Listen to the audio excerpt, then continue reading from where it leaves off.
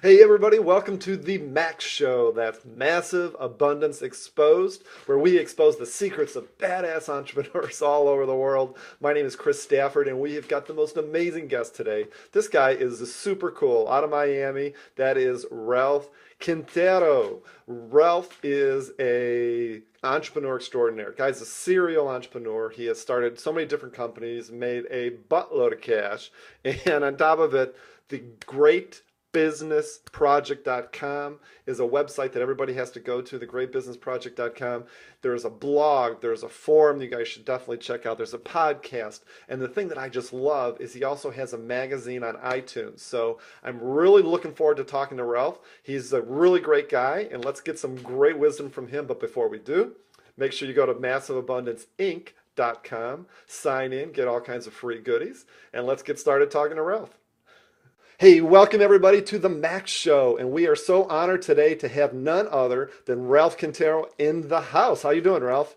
Hey, what's up, Chris? How's it going, man? Hey, I'm so excited to have you on the show. I can't even tell you. You've got so many cool things going on in your life right now that are really genuinely helping entrepreneurs. Really want to get into that, but before we do, love to hear a little bit about your background and how you got yourself to thegreatbusinessproject.com. Absolutely. You know, it's funny, you said Ralph Quintero in the house, and you just took me back like 20 years to where I got started. I actually got started as a mobile DJ. Cool. So I've been an entrepreneur for as long as I can remember. I had my first mobile DJ company when I was 13 years old. I had it with two older friends, and from that moment on, I was bit by the bug that I could actually make money by doing something that I loved. And I DJ'd all throughout high school. I mean, DJing is so glamorous, Ralph. I mean, you left all that sexy DJ stuff for starting this website. Cool. Absolutely. Actually, a lot of things happened between being a DJ and starting the website. But being a DJ taught me a lot. It taught me a lot about taking care of people, about putting people's needs first, about what people like, how to motivate people, how to get people going. So I did learn a lot of lessons from almost a human perspective, in addition to all the business lessons. Right. We built that into one of the largest mobile DJ companies in Miami as soon as I got out of high school. And eventually I started doing work in international clubs. I was a resident DJ at the world famous Amnesia nightclub. So I was doing a lot of traveling.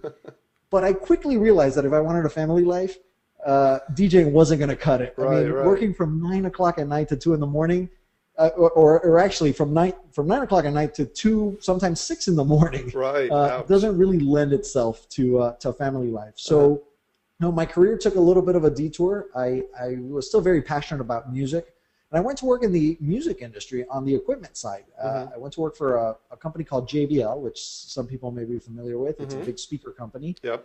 And I started working my way up the corporate ladder, just like most people do, just climbing, and I eventually worked my way into the slot of vice president of worldwide sales. Wow! And it was an amazing journey. It was an amazing ride, but it was also a lonely ride. I was spending a lot of time on the road. By this time, my wife and my 1-year-old son were seeing very little of me, and she was pregnant with our second, and that's when we decided to go back to our entrepreneurial roots, and we both quit our 6-figure gigs, moved back across the country, and started our first business, which we ultimately sold. That is amazing. I mean, you are basically a serial entrepreneur. It sounds like everything that you've touched and what research I've done turns to gold, my friend, and so we sort of want to tap into some of that expertise, but going to your current gig really is the greatbusinessproject.com. You've got so many things. You are a blogger. You have a forum, which is a membership site. You also do a podcast. But the thing that I'm really interested in is, number one, how did you come to, after all this experience and all the amazing accolades and the money that you're making, how did you come to thegreatbusinessproject.com? And specifically, you have a magazine called The Great Business Magazine, which is only on iTunes, and we'll have it all in the show notes. How did that genesis happen?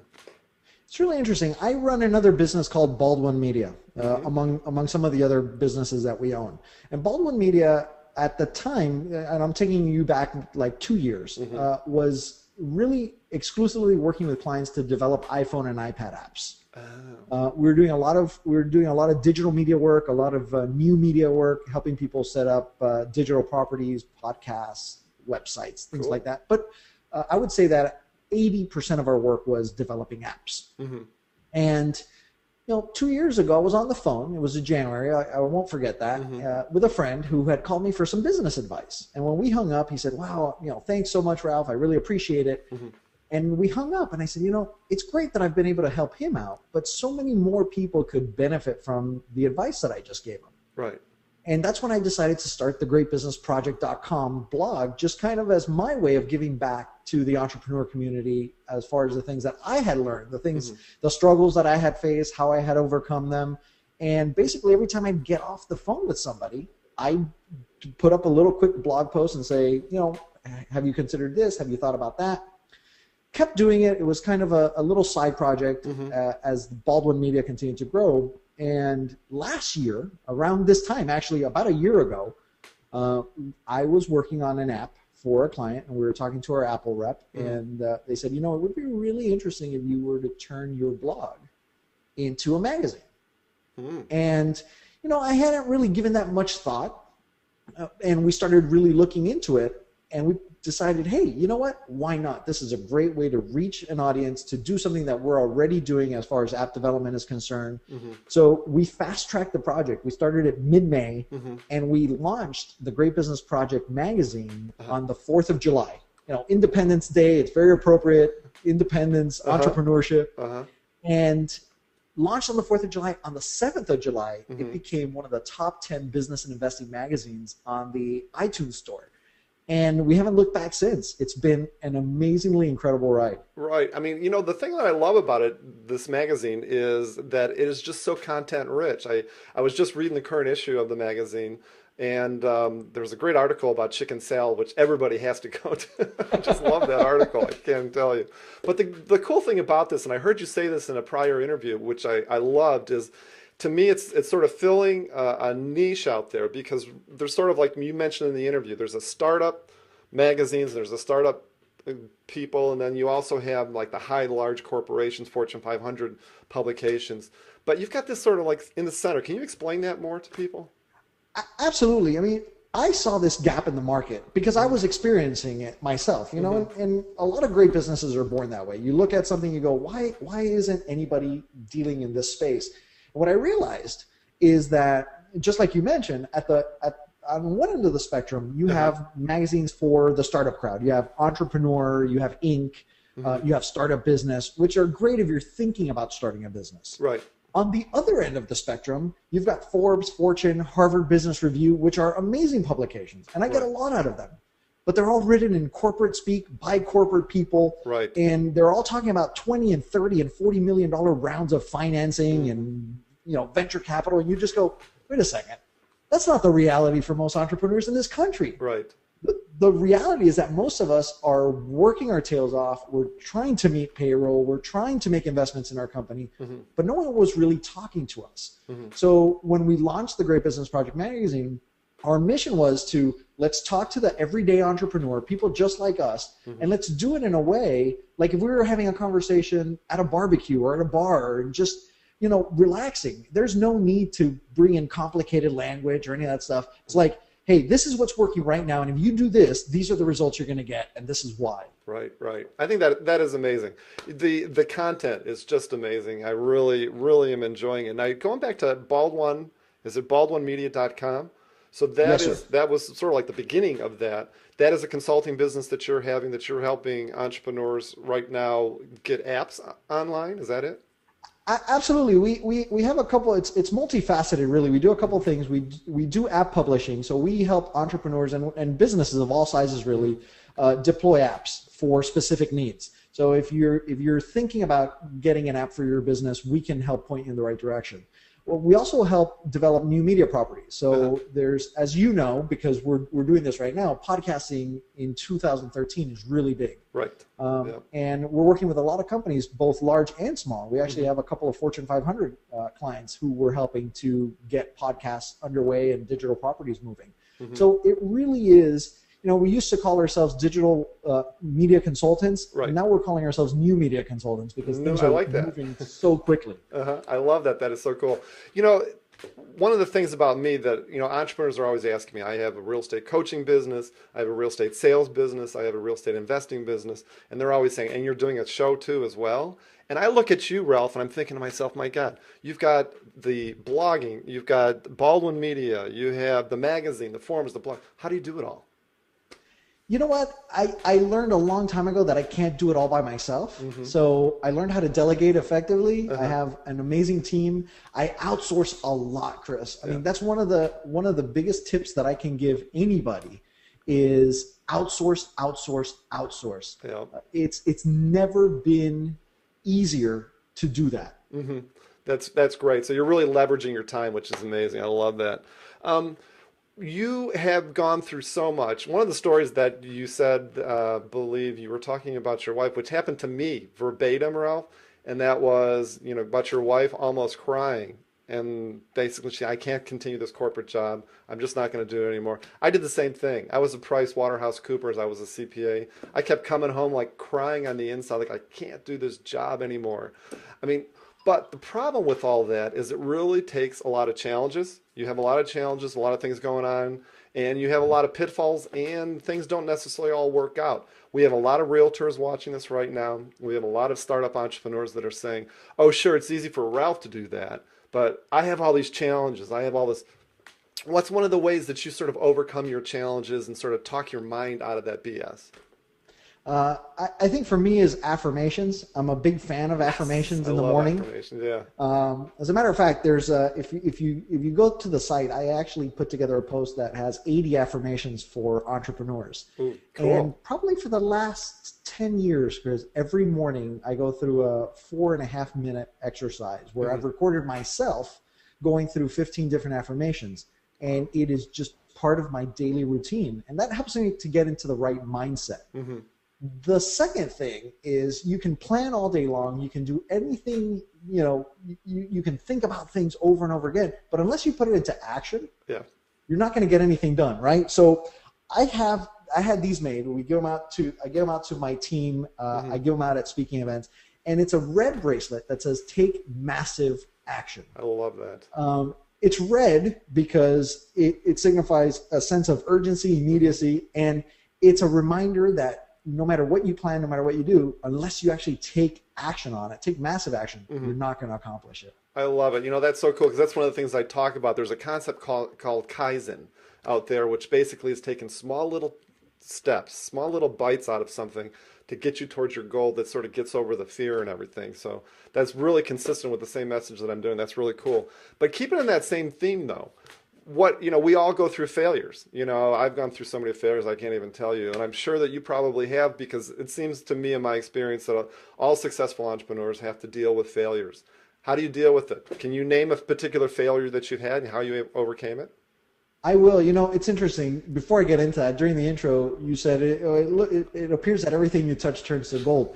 It's funny because I do these interviews a lot, and I interview a lot of people, and what people don't realize is that most people don't talk about their failures. Everybody, you hear about people's successes and you think, oh, it's an overnight success, but you never hear about all the struggles and how hard it was and how hard it continues to be sometimes. But Chris, I can think back, my biggest failure was not making changes quickly enough in my business, in one of my prior businesses, when I knew deep down inside that I needed to. And it almost cost me the livelihood of the business. I came this close to being bankrupt because of it. I remember my mom, who was actually my bookkeeper, coming into my office on a Thursday afternoon saying, tomorrow's payroll and we don't have enough money in the bank. Oh man, that's not a good feeling. and it's not. And all that stemmed from having bad hires and knowing that I needed to make changes and get rid of them, but I didn't. For many reasons. Partly ego. I didn't want to admit that I had made a mistake, and I thought that if I worked it hard enough and I could turn them around. But I realized later on that what I should have done was fire very quickly, and that taught me a lesson that I still carry with me today, which is hire slow, fire quick. Ooh, that's good. I like that. Hire slow, fire quick. That is so cool.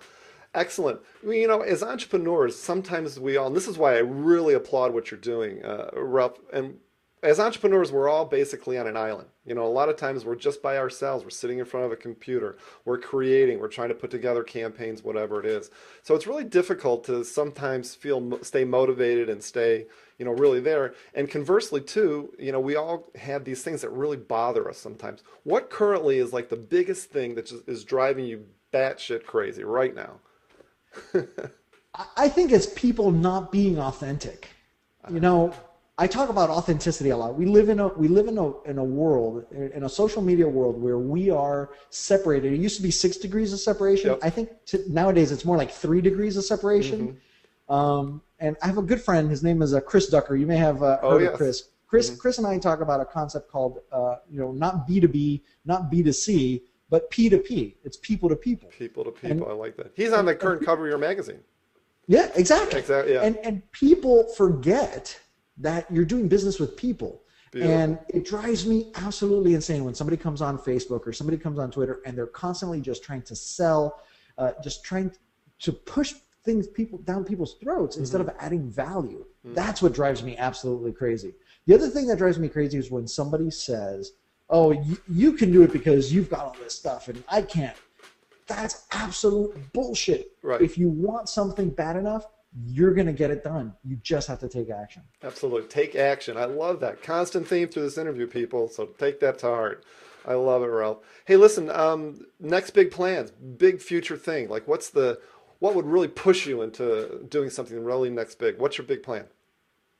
My big plan is to come up with the next big platform that's going to help entrepreneurs really take their businesses to the next level. So we're doing the podcast, we're doing the magazine, we've got the forum, but I'm just always looking for tools that are going to help people grow their businesses, become better at what they do. So we're tinkering around with a couple of different software solutions specifically for entrepreneurs to help them get more customers, get more leads, manage their businesses more effectively. So that's kind of our next big thing. That's kind of a sneak peek as to what we're working on. I love it. I love it. So we'll definitely stay tuned for that. When you're looking at something and starting a new project and you're looking at, okay, what's my future mission going to be? You know, I've researched so many entrepreneurs, I've had so many interviews, and the passion word comes in. Do you try to think to yourself, okay, this is going to be a great mission, this is really going to help people, but I don't really feel that passionate about it, I'm going to go this way. How do you sort of reconcile your passions to what you think is going to make you money, which is going to help people, whatever? You know, the timing of this is perfect because just yesterday I was watching a TED interview with Mike Rowe, the guy from Dirty Jobs. Oh, okay, yeah. It's a great TED presentation he did a couple of years ago, but he talks about the fact that people always say, oh, pursue your passions and the money will follow, Right. and he actually calls bullshit on that. Right. And, you know, I had mixed feelings about that because I actually believe in pursuing my passions and doing things that make me happy and the money will follow. And Right. at least for me, it's always been that way. However, there are a lot of opportunities out there where you see a need and just as an entrepreneur, you go, okay, you know, I can actually stomach this. I can do that, and I can either sell it, turn it, flip it, do something with it later on. But I think I'm at a point where I'd much rather be doing things I'm passionate about, even if it doesn't represent that much revenue or that much income, than following the money. Right. Because I find that every time I've followed the money, I've been miserable more than I've been satisfied. Exactly, exactly. I get a question all the time too, Ralph, that in terms of your organization, how big is your organization? I mean, you have all this success. How many people are you running full-time and part-time? We have 6 full-time, and everybody else is part-time or virtual. We have 6 virtual staff members that are full-time, and then everybody else is part-time based on what our needs are, what we need. We have a lot of freelance writers for the magazine and for the sites, editors, graphic people, layout, programmers. I love it. But our core is 6. Wow, that's amazing. 6 VAs. Who keeps track of those? I do. Actually, it's one thing I'm really big on, Chris, is systems. And that's probably the biggest lesson I learned in building the first business we sold. We were able to sell it and manage it effectively because we had very good systems in place. So we were just very good about following process and systems. And it sounds boring, but you know, I think systems actually allow you to be much more creative and spend time doing the things that you want to do. And I find that the people go, oh, systems, that just kind of puts a damper on what entrepreneurs do. I don't think so. I don't think so at all. I think it allows us to have that freedom, that creative freedom that we want. Yeah, I know when I was a CPA at PricewaterhouseCoopers, and we used to talk. I used to consult with the emerging business group, which is essentially we're entrepreneurs, and we used to really push systems all the time. And everybody really sort of got a lot of pushback. And I see the same thing here. Even if you're a one-man shop or a two-man shop yourself, the systems do allow you to sort of highlight and get yourself out there and do a lot more because you know things are being done. But are you a good boss? I am. I think so.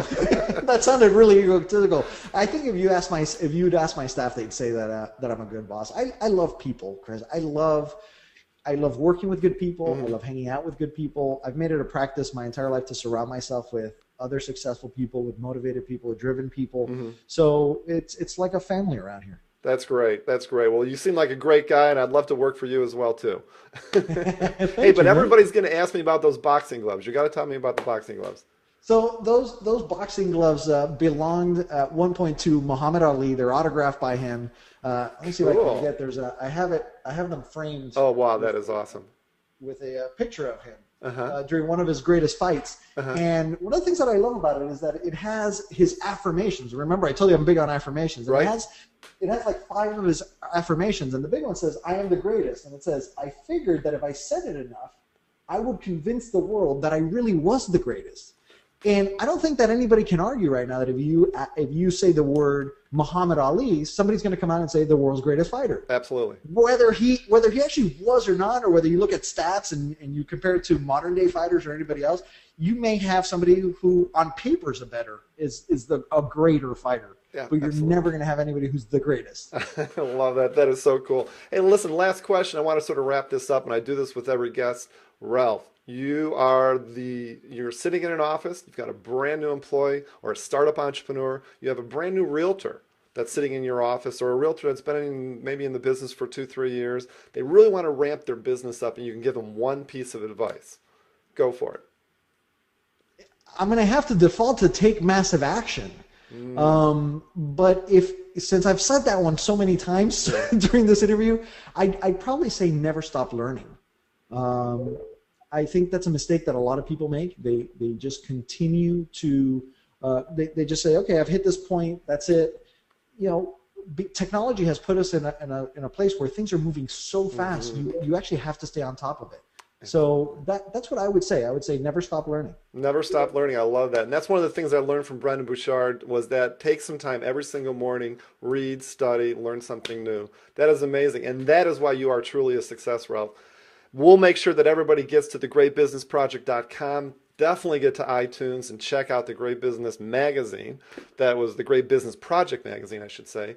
And interestingly enough, you cannot search it by magazine. You have to put MAG in iTunes. But anyways, kudos to you, my friend. You have done an amazing job. I am just awestruck and so thankful that you're here on the show. Thank you very much, Chris. I really appreciate it. I'm a big fan of everything you do. You're out there inspiring people. You're inspiring hundreds of thousands of people to become better entrepreneurs, better realtors, and I love that, man. You're one of those people that I like surrounding myself with. That sounds great. Thank you so much. I really appreciate it, Ralph. Thank you. All right, take care. Hey, was Ralph pretty cool or what? That is one cool cat, man. I really love talking to Ralph. He gave me some really great tips, and I hope that you really enjoyed some of his wisdom. I just want you guys, everybody, to go to thegreatbusinessproject.com. Make sure you check out his podcast, all of his information. If you are an aspiring TREP, if you are a realtor really looking to ramp your business up, you got to listen to Ralph and tap into all of his energy and all of his wisdom, and definitely his magazine. That's the Great Business Project magazine. That's actually the Great Business Project mag when you're searching it on iTunes. Make sure you go to iTunes to check it out. Great content-rich project that we should all be reading, that we should all be really digesting, because he has put together an amazing experience there with that magazine for all of us entrepreneurs. So thank you, Ralph. I really appreciate you taking the time to jump on our show here with us. I hope that everybody gives us some love down below. Make sure that you give Ralph some love. Give him some comments. Tell him what you think about his website. Tell him what you think about this interview. And don't forget to go to massiveabundanceinc.com mediapreneur.com. Sign in, get yourself some free goodies, and thanks so much for joining us, and may massive abundance be yours. Take care.